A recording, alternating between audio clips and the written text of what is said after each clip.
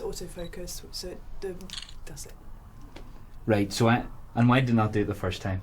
Because as you click and hold the button, it's focusing for you. It's doing everything you need to do because it's on auto. So I just need to click. You need to click and hold. And hold. Yeah, and if you want to look at them, no, that's far too complicated.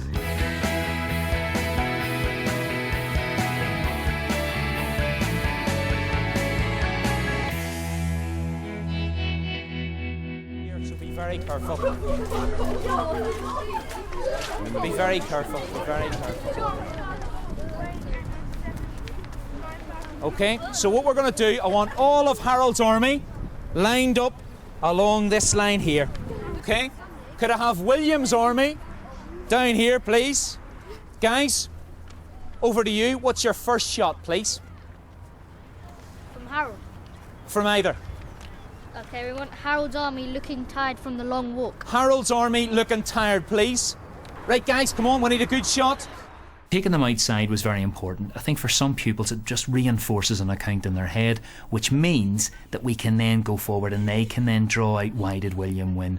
The gifted and talented were looking at that why interpretations take place, and therefore they were selecting the shots that they wanted. Yeah, that's it. Yeah. Or should we do that one first? Because that's the info. We've been set as groups, so me and Jordan are from a historian's point of view, and what we have to do is make a documentary explaining the Battle of Hastings from our point of view. I think those two sources say different things. Because they were from different sides, so they had different views of it. They're from different sides, so have different views of it. That's exactly it. The gifted and talented pupils, there's quite a difference, you know what I mean? And we'll have Jordan, who is kind of, can be a bit too cool for school, and we really want to engage him. There's somebody like Riddy, for instance, who's quite shy, but yet she has so much to offer. People such as Tanvir, for instance, who are even further above that, they need to be stretched even further. We've got to set high challenge so that they progress in their own learning as much as we want all the other pupils to progress in their own learning as well.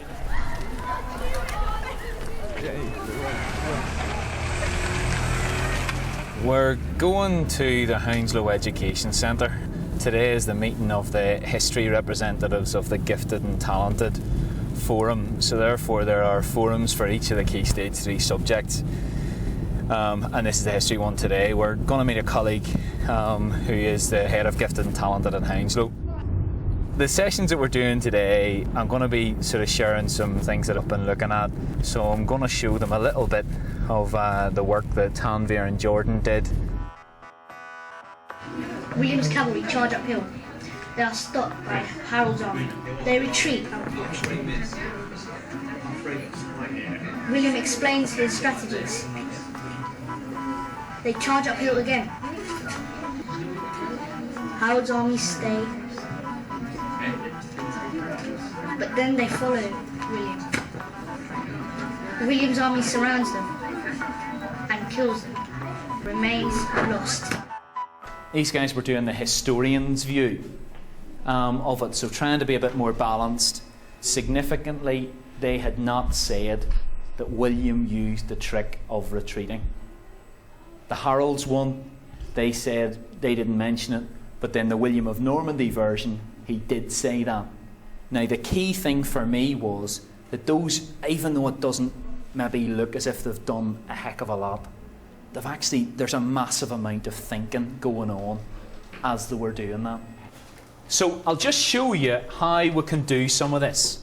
At their best, these forums are exactly as today, examples of teachers coming in with their own practice, sharing them with others, and then having the chance to explore what that might look like in a different school. And also it just gives people a chance to concentrate on one quite narrow, specialised group of pupils who are often not the priority in everyday school life. This is some of Tanvir's work.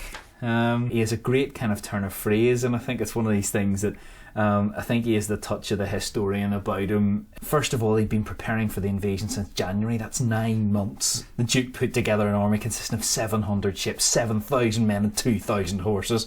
He'd split his soldiers into 3 main groups, a useful way to attack from all sides, and you can nearly see kind of people going, yeah, I would have done that.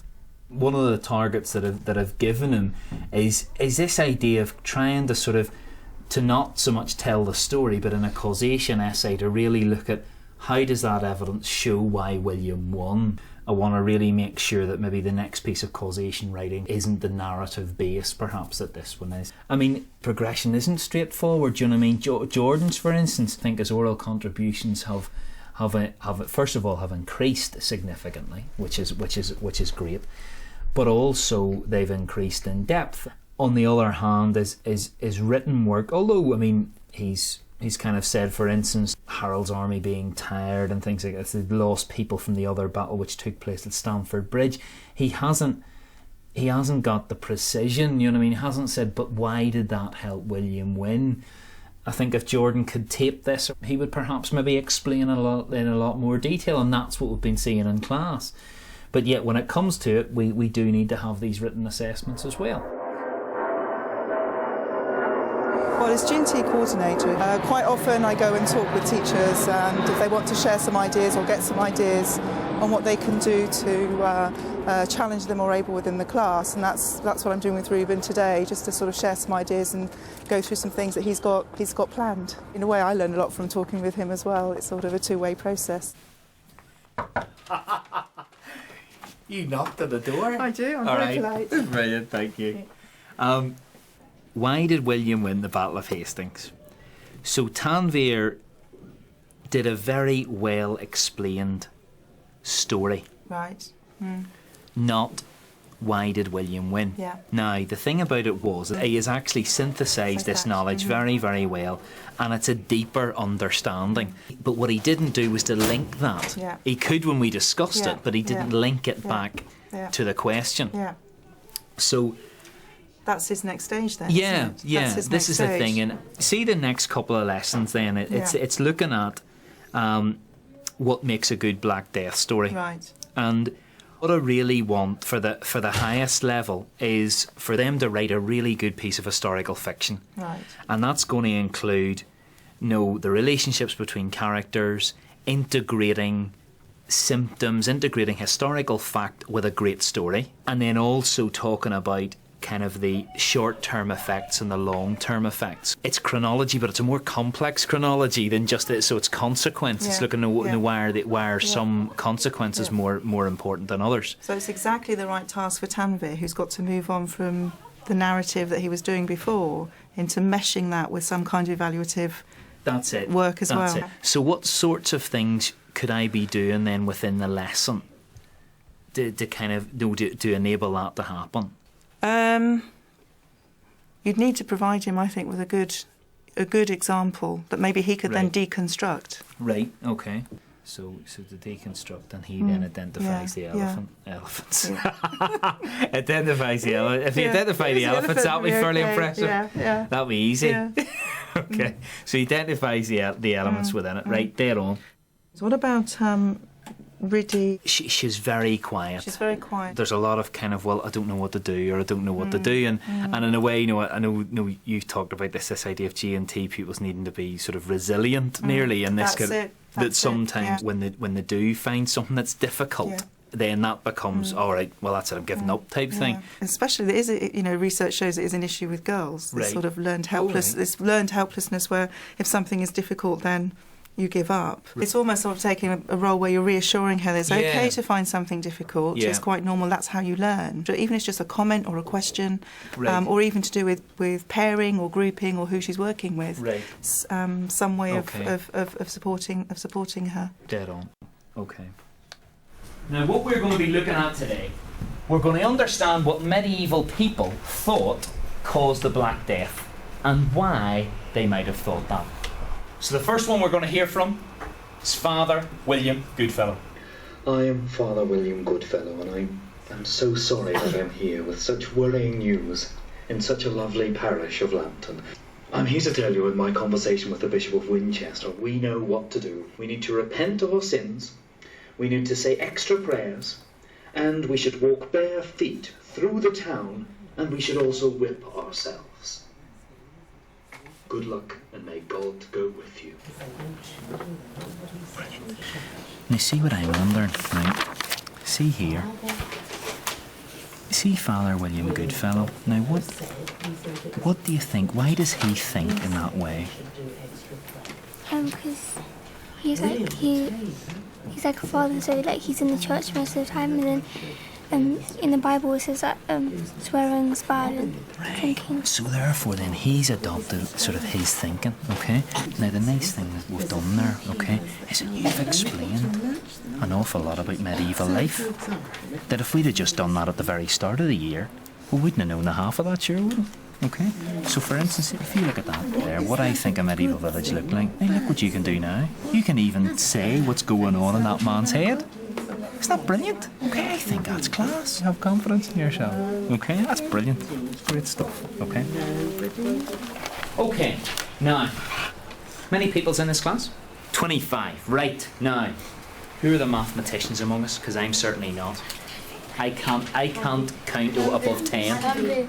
Okay, 25 divided by 3. 8. It's going to be about 8, isn't it? 1, stand up. 2, 3, 4, 5, 6, 7, 8. A third of people died. Hold on. See in the village, who would have been friends with this man? William. Okay, William. Now, how do you think William would have been feeling? Happy. He'd be feeling happy if he's your friend. Oh no, He'd be feeling sad, okay. Who were you in the village? Richard the Bailiff. Richard the Bailiff. He made you work. Yeah, is that what you said? How would you have felt when Richard died? Happy. Well, there you go. It's a bit of the Black Death's a bit of a weird thing. What I would like us to do, read pages 30 and 31, and then in the middle of a single page write down the effects of the Black Death. What Tanvir's going to be looking at is he's going to be looking at what a leading historian has discussed about the effects. Now the interesting thing about this is that this is a narrative like Tanvir is doing, but there's explanation, there's a real why within it. A lot of them would migrate to places where it was like more under control and more organised. Right, okay, so that's quite a different effect, that people moved about. Now, what does that mean? How could Villians move? Because Villians weren't allowed to move, were they? So therefore there must have been a change, okay, in what's going on. Now you've underlined something here. Self-help seemed not thus desirable, but urgent. And this was true for the structures of belief. What is he saying there that was the biggest change? Because this is his biggest change. That you weren't exactly independent, but you need to be able to support yourself. Right. Do you think today, are we tied to certain areas today? Can we move about? Yeah, we can. Right. So do you think is that a long-term effect? Yes. It's a very, very long-term effect, because that's 1,000 years, that effect. But it only started there. It's nice to have that sort of bit of space in the lesson to chat to them, really. It's glad that they were able to kind of even access sort of, you know, the historians' views rather than just taking it from the textbook or whatever. Everyone will read their assessment and the comments at the bottom. Hello. Good to see you. Which bit is it you're assessing? And you focus your mark scheme in on that. Because if you try to take the levels encompass so many different things, but you're not marking all of those things. What do you think of that? Hey? Historian in the making or what? Yeah. Okay.